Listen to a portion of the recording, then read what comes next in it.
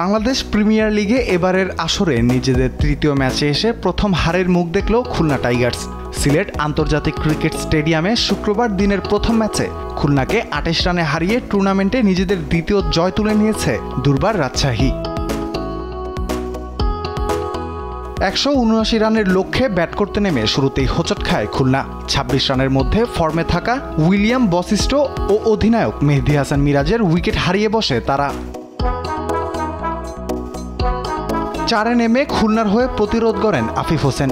মোহাম্মদ নাইমের সঙ্গে ৩৩ ও পরে মাহিদুল ইসলাম অঙ্কনের সঙ্গে ঝোড়ো ৩১ রানের দুটি জুটি করেন তিনি। তবে নাইম ২৪ ও আফিফ দলীয় সর্বোচ্চ ৩৩ রানে স্পিনার সোহাগ গাজীর স্পিন জালে ধরা পড়লে জয়ের আশা ফিকে পড়ে যায় তাদের।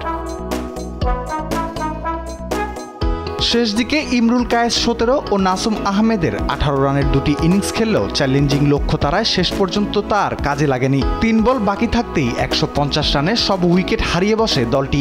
দুটি করে উইকেট নেন তাসকিন আহমেদ, সোহাগ গাজী ও বায়ার্ন বার্ল। এর আগে টস হেরে ব্যাট করতে নেমে ইয়াসির আলী রাব্বির ২৫ বলে ৪১ ও বায়ার্ন বার্লের ২৯ বলে অপরাজিত ৪৮ রানের দুই ঝোড়ো ইনিংসে নির্ধারিত ৫ ওভারে ১৭৮ রান স্কোরবোর্ডে জমা করে রাজশাহী। খুলনার পক্ষে সর্বোচ্চ ২ উইকেট শিকার করেন স্পিনার নাসুম। এই জয়ের পরও পয়েন্ট টেবিলের ৫-এই থাকছে রাজশাহী। ৫ ম্যাচে দলটির পয়েন্ট ৪। অন্যদিকে ৩ ম্যাচ থেকে রাজশাহীর সমান পয়েন্ট নিয়েও নেট রান রেটে এগিয়ে থাকায় টেবিলের ৪ নম্বরে অবস্থান খুলনার। রাফিউল ইসলাম রাতুল, স্পোর্টস ডেস্ক, দেশ টিভি।